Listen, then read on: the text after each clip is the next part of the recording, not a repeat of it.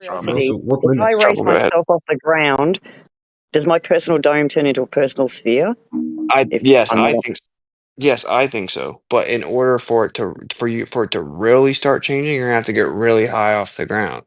But yes, it would continue. Like logically, it would have to. It wouldn't just like rise with you or something, you know. Thank you. But that's why I think that this explains a lot of like optical compression down below us, right? Because if you think about what that would do, now it's convexly converging back down. You know what I'm saying? And so when we go high up and we look into the distance, like our vision is actually causing things to like converge together down below us. Now, this explains a lot of observations that the globe tries to hijack and claim that it's physical, while simultaneously claiming that we never see anything where it physically is, and blah blah blah.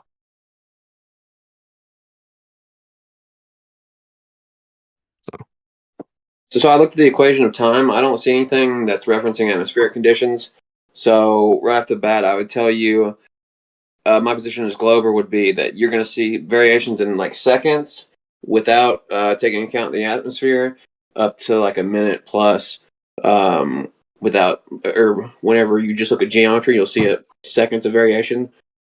But if you don't take into account the atmosphere, which that equation does not, you'd see like a minutes or so, a minute, 2 or 3 minutes, something like that. That's an educated guess. That's what my position would be. Okay, so first of all, it does take into account the atmosphere inherently because it uses an apparent solar time. So the reason it's apparent is because in the atmosphere, it's not in its actual location, it's in an apparent location. So that's actually because of the atmosphere, right, in your paradigm. And I would say just in reality as well. So like the sun has an actual position, but because it's in an atmosphere, it has an apparent position. So for us to like actually try to figure out when sunset's going to be, we have to use the apparent position. And so we use like rough estimates of based on the atmosphere and your paradigm.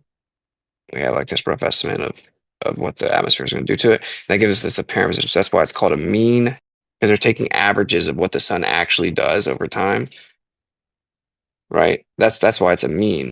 So what we do is Yeah, but that's in we the see when the center. sun actually sets every day, and we're like, oh well, the globe geometrically predicts the sun's going to set now. The sun never matches that. We're going to record when it actually sets, and then after we get like let's say a whole year, we're going to take an average, and we're going to put Okay. that in the equation. Yeah. Okay, I'll give you that. I'm just looking at this. So I would tell you that. So you're looking at a mean at for where the sun's position is currently. So and then the sun shines on the Earth maybe what it will be the radius of the Earth. So unless you're taking variations on the edges or in multiple locations, working out from the circumference, then you're gonna get variations. Especially you're taking basically a count in one location, and then you're spreading that over the whole surface. You can't do that. It would have to be each location, adjusted for each location, essentially. And even then, you would still get some variation. You're not going to get a perfect equation. Okay, yeah. My point is that the difference between the geometric prediction and the apparent prediction ranges typically between like 5 and 8.5 minutes. From off the top of my head, it's like 5 and 8.5 minutes.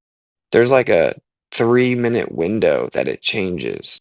Everyone knows this. We actually have research, right? Tactical, you haven't researched it, it's fine. But like, so there's the geometric prediction of the sunset, and then there's the apparent sunset. So like in your paradigm, it's in the atmosphere because of refraction. The sun doesn't actually set when it's supposed to, or when it actually is. It looks like it still hasn't set, even though it actually has in your paradigm.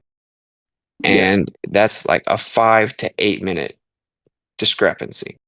And the fact that it's a range of like 5 to 8 minutes shows you that yes, it absolutely does change by minutes. Or wouldn't have a range of 5 to 8 minutes.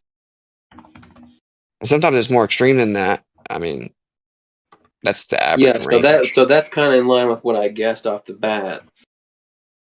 Well, he said a half a second or a No, second. I said you'd see seconds if there's no accounting for the atmosphere.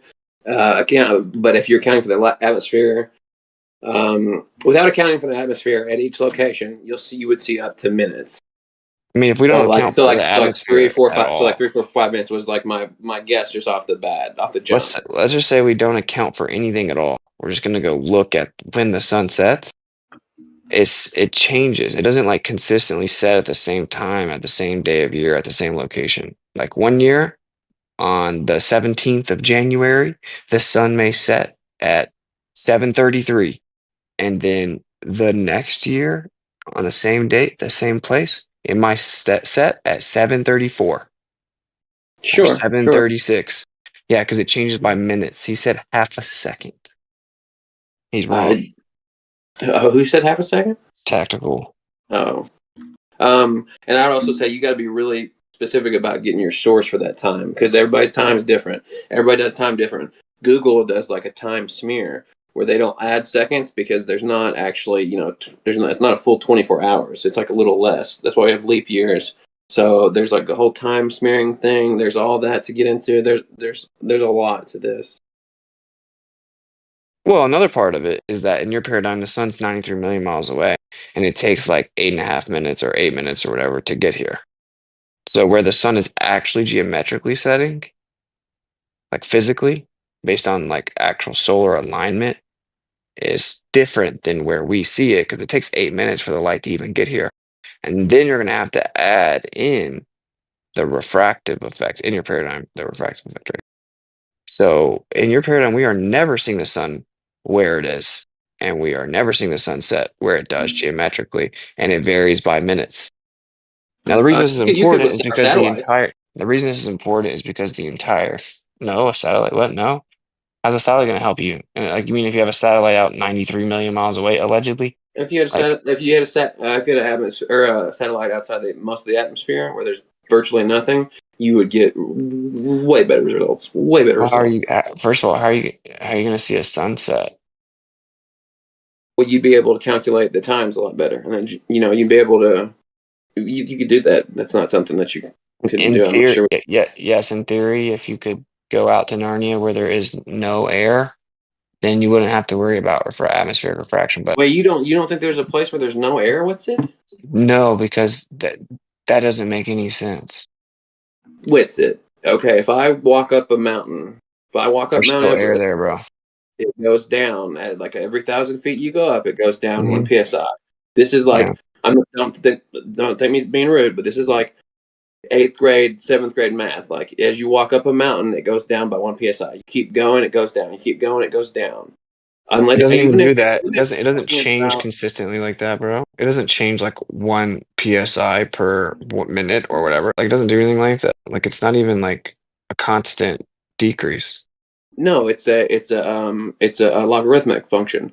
But I'm just giving you a generalization, and even a logarithmic function or any function, whatever that you keep subtracting off of, will reach zero eventually. Like Okay, there's no way yeah, around it, or close it's to a zero. perfect. Yes, but oh, see what I'm saying? You guys always do that. You always swiftly combine the idea of zero or no change to small change or close to zero. See, this is a perfect example of why math is not reality, despite Red's rhetoric's claims that they are the same thing. Because yes, mathematically, if you see a decrease and you just assumptively continue that, it would go to zero. In fact, if you actually just continued it, it would go negative. Well, if we measure atmosphere as you rise, you see it decrease. Like, Yes, have but you ever seen anything other than that? I am agreeing that it decreases, but it's insane to think that that continues indefinitely. Why? If that's the only thing you saw, why would you assume that anything other than that happened? Because it literally can't continue indefinitely. That would require zero be an actual thing. And even in reality, if it continued indefinitely, it would go into the negatives, which, like you just said, there's no such thing as negative gas pressure. So you can't just make a mathematical argument that because the gas decreases, we can then assume that it infinitely does so.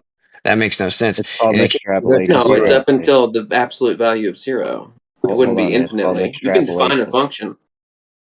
Sorry, go With ahead. it, it's called an extrapolation fallacy. Yeah.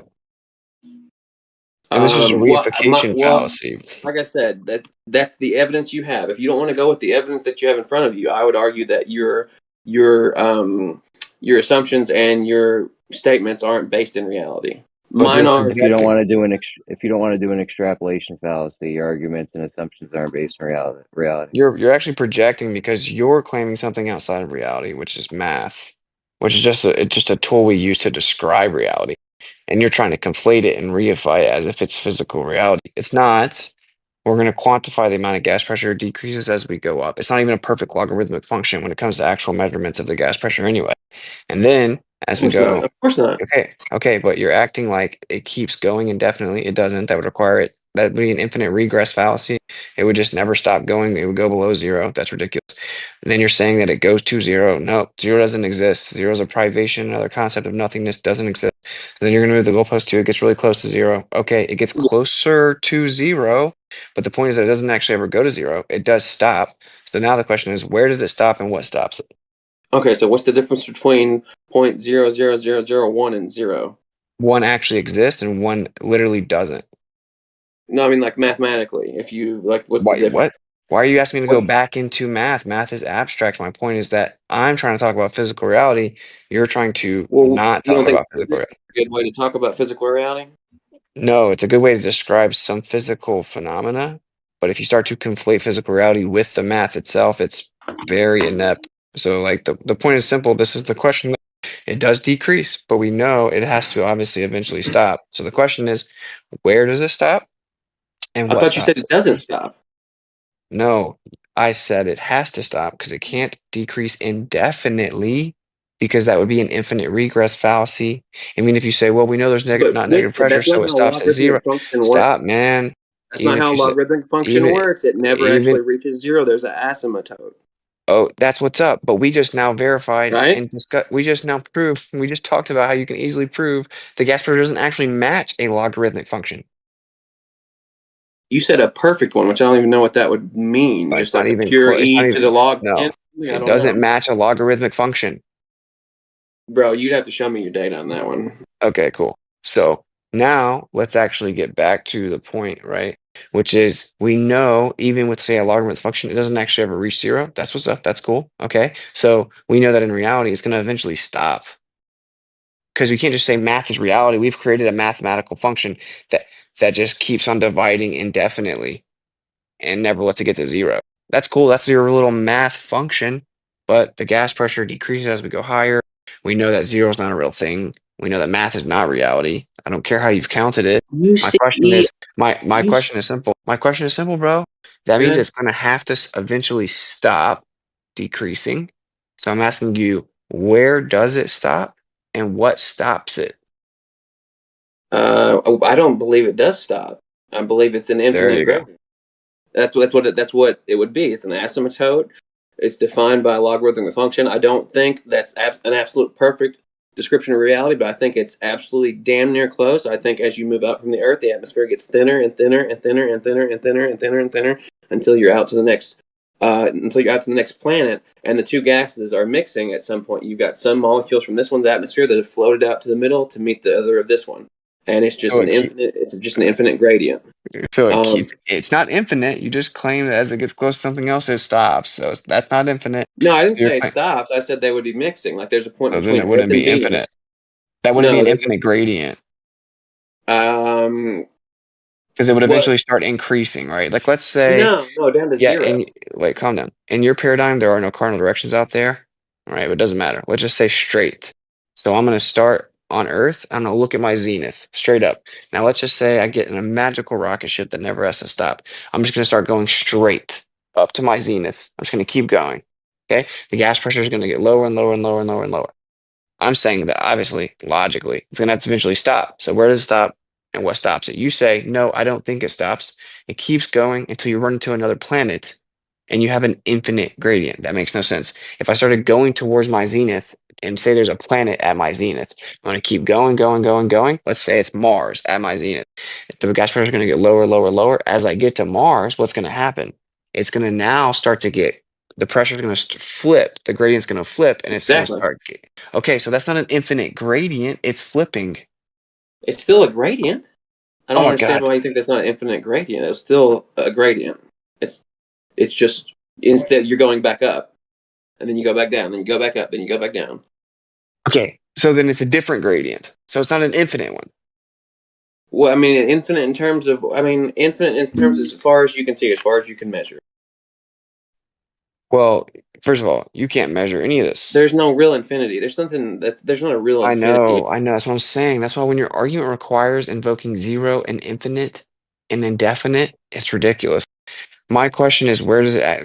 Everyone knows that logically it has to stop. Now, what your paradigm actually claims is that it stops, and there's an arbitrary line where it pretty much stops, and there's a That's disagreement not on true. exactly what that. Yeah, yes, it is. That is You're- not true at all. yes, it Nobody is. says there's no atmosphere out in the middle of space. Everybody claims there's some gas molecules in empty space. It can be 1, 2, 3 per cubic meter, however you want to define it, but there is That some isn't the point. gas It in doesn't just empty you listen, man. boat It space. doesn't just keep stop. It doesn't just keep decreasing because of Earth. In your paradigm, Earth's gravity controls stuff in its local environment. Once you get a little bit out past it, Earth's gravity is irrelevant. Now you're in the presence of stuff like the sun's gravity and all these other things where Earth's gravity is no longer, it doesn't just keep on decreasing relative to the Earth indefinitely. That's ridiculous. That's, That isn't even what your that's not the model case claims I'm at all. making.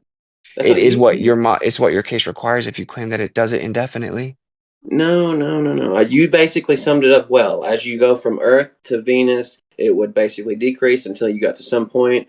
As you're moving towards Venus, it would increase until you got to the middle of Venus. Move out towards the next planet, it would decrease, and then at some point in the in between both planets, it would start increasing again, and then again over and over. So that's the cycle. That's what my model predicts. That's what the globe model predicts. I That's know what I the still structure manned it predicts. for you, bro. I still manned it. Now the problem is though that the stillman is still not viable and it's antithetical to basic logic and it's merely mathematical reification.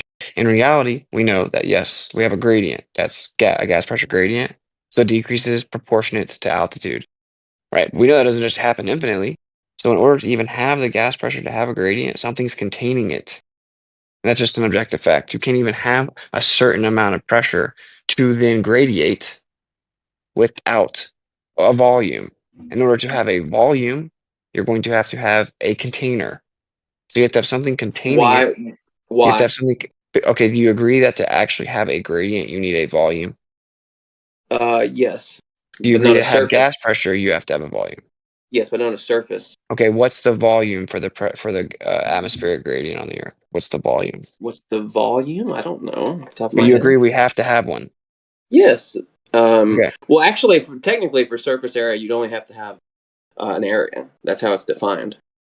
No, but for gas pressure, you need volume. No, that's not how it's scientifically defined. Oh It's my God. defined per unit area, pounds per square inch, That's right. pounds It's per how unit of much area. dude, it's how much pressure in pounds is exerted on a surface area. But to Yes, not a even volume. have but to have that gas pressure, you need a volume because it needs to be able to press set amount of pounds on that surface area in all directions, which gives you a volume, bro. Okay. Very simple stuff. Now let's skip over here and I'll stillman again. 'Cause I'll just stillman your position. You guys claim yes, you need a volume to have a gradient because obviously you have to have a certain amount of gas to gradiate. So the what acts as the container giving you the volume is gravity. And actually, to even further stillman your position, they claim that that is a gravity well. That the mass of the Earth is sitting inside of space time, and it basically creates a gravity well around it, which acts as a container that then gives you a certain volume for the gas pressure around the Earth, and there's then a gradient within that gravity well. Yes. That okay, that's ridiculous. First of all, there is What's the problem?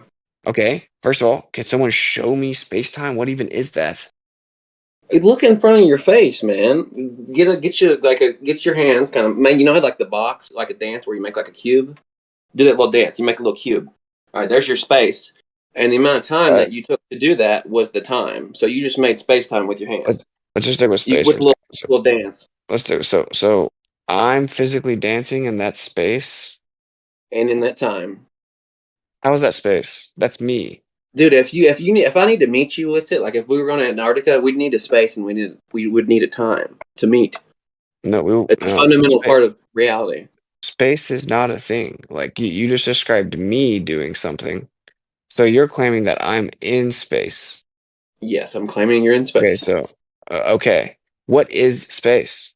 Length, width, and height. Okay, it's math. No, length, width, and height aren't math. What? They're fundamental What? properties of the universe. No, they're mathematical descriptions, bro. Just because you name them something and you can put a 1 or a 2 to it doesn't change it from something fundamental to something non-fundamental. No, that's what it is. It's a measurement. It's a measurement description. It's a descriptive tool. Do you It's think anything's math. fundamental or anything's real? Right, don't deflect, man. Like Well, I'm just curious. space. If It, length, width, and height aren't real, what's real to you? Can you tell me something that's real? no, the object that we describe with length, width, and breadth is real. Length, width, and breadth isn't real. It's just how we're describing what is real. It's math. Okay. And proof of this is you can Saying the use same thing. meters. You listen, you can use meters and I can use feet. I agree. In I fact, agree. I can wake up tomorrow and I can change the definition of foot. I can say it's actually 24 inches. I agree. Okay, so then it's not a real thing. It's merely an abstract thing that we use No, to the describe. the feet or the meters is the abstract thing. The length, width, and height is not. That's what length is. No, by defining it as something like a foot or a meter, you take it from something that's like the real thing that physically exists to an abstraction. This The is length, where width, and the height is the fundamental property of the universe. A foot is not, a meter is not, but length, width, and height are. and dude, this is where the heliocentric globe model like completely lost the plot. Because now you guys have to say stuff like this. Like back in the day, they said that matter itself had this inherent property. Something about the matter, it had a property that gave it gravity. And at least at that point, you were invoking like a tangible, real matter. And you were saying something about like what holds the matter together and the property of the matter itself somehow creates gravity. Gravity is a property of the matter, an innate property of the matter itself. Now, the model claims that isn't the case at all, and that there's something called space and time, and that gives you what people call gravity. Like the problem with that is that isn't real. That's just concepts. You can't bend and warp math. That's ridiculous. So, like, if I have a container of gas, and then I'm gonna pull all the gas out of it, as much gas as I can, I'm gonna make a vacuum chamber. Like, do we both agree that there are still gas molecules inside that chamber? There's no such thing as perfection, so there's always going to be a couple. Yeah. So we agree there's okay. So there is gas molecules inside the vacuum chamber. What's in between the gas molecules? Empty space. Okay. Empty? What does empty mean? Dude, you're talking about some quantum physics level shit that I'm not really up to date on there. So, Okay. I forget the term for it, but it's quantum vacuum, whatever it is. There's tiny fluctuations within the Higgs field, as I understand it. Okay. But I don't understand it very well. I'll say that. Like just to clarify here, right? Like this doesn't really make any sense. It's okay, but empty is just a concept. We know it doesn't exist. Just like we know zero doesn't exist, nothingness doesn't exist.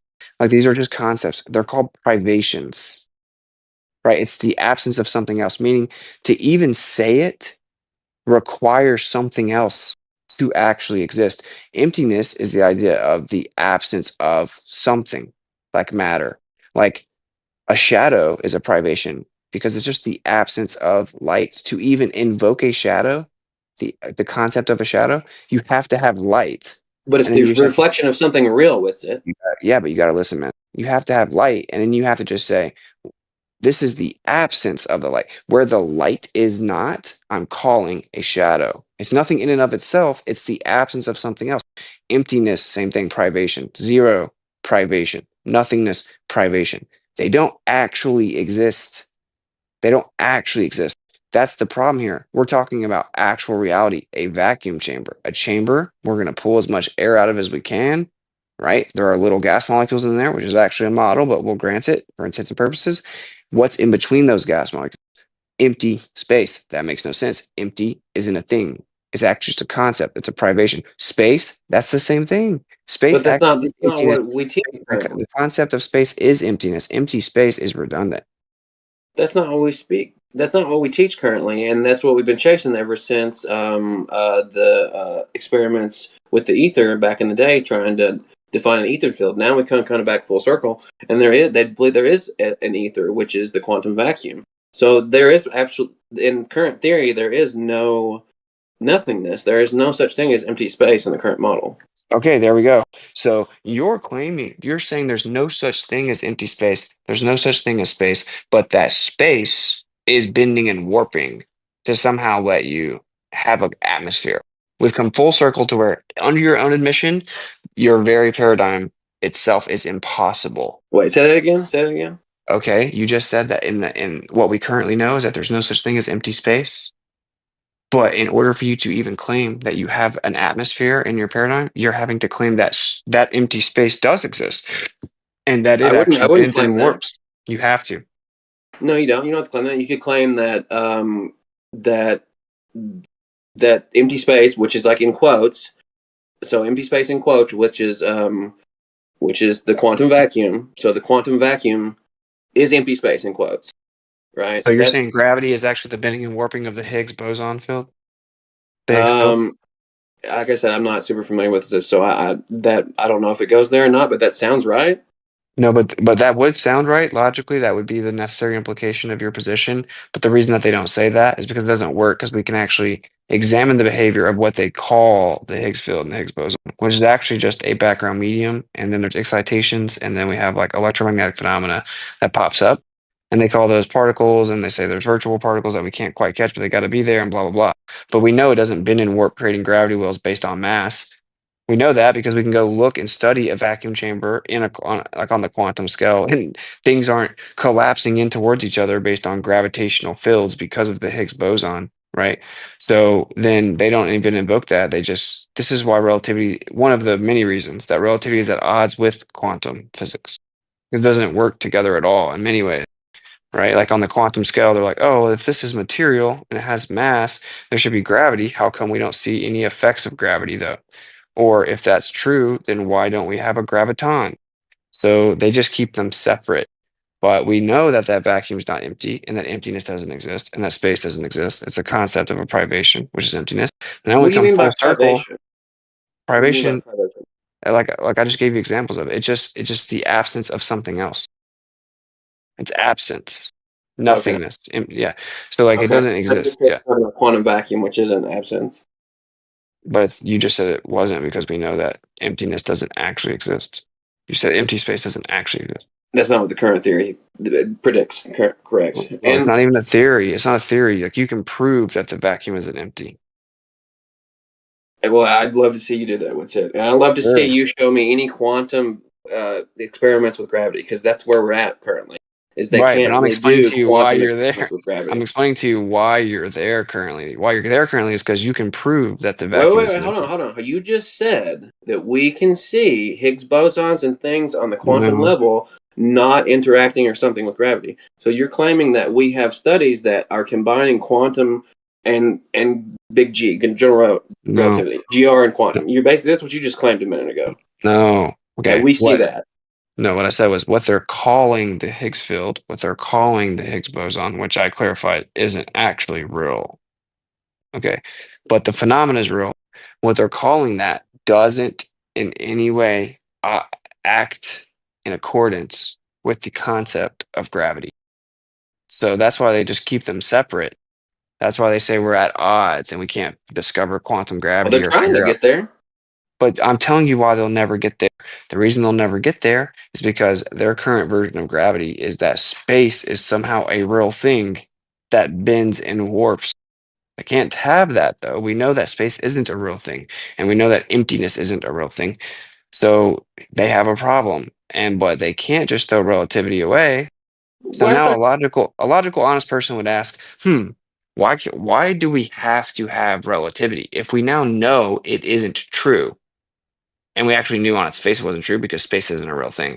You Now haven't said we anything that blows away general relativity. You basically, we came to the conclusion that you can't have empty space. Empty space can't warp, but that's not what the current taught. It's taught that it's not empty space that's warping. It's actually a quantum vacuum that's warping, which has properties like energy and et cetera, et cetera. It has physical properties. empty space. Uh, So it's not just emptiness warping. It's actually something called the quantum vacuum. So you agreed all along the way. You haven't really debunked anything. You just kind of talked around it a little bit. Now you're kind of coming back on the other end, like no, and poking in a little bit. You haven't actually brother. debunked any of it from my That perspective. isn't what the claim is. What the claim is that there's something called space and that it's bending and warping, and that there's also something that's now been discovered called the quantum vacuum, right? Which is stuff like what they call the Higgs field, the Higgs boson, quantum foam, all this stuff. Those are considered two distinctly different things, and they claim that space is bending, and that all the other stuff like the Higgs field and the Higgs boson, that's just within space. Yeah, so your hunch was right that there is no such thing as empty space. Your initial hunch was right. Yeah, because there's no such thing as space or emptiness because they're privations. So Right. so if we had gone back 50 years ago and I told you space time is retarded because space is not a real thing, and so there is no such thing as space or empty space, so you couldn't bend it, you couldn't warp it, it isn't a real thing, then people have been like, no, you're wrong, relativity is my god. And now we're going to fast forward to 2025, and they've said, oh, turns out there's no such thing as empty space, and that the vacuum isn't actually empty. There's a lot of stuff there, just like I would have been saying 50 years ago, just like Tesla said the year relativity came out. He said, this isn't possible because space can have no properties. It isn't actually a thing.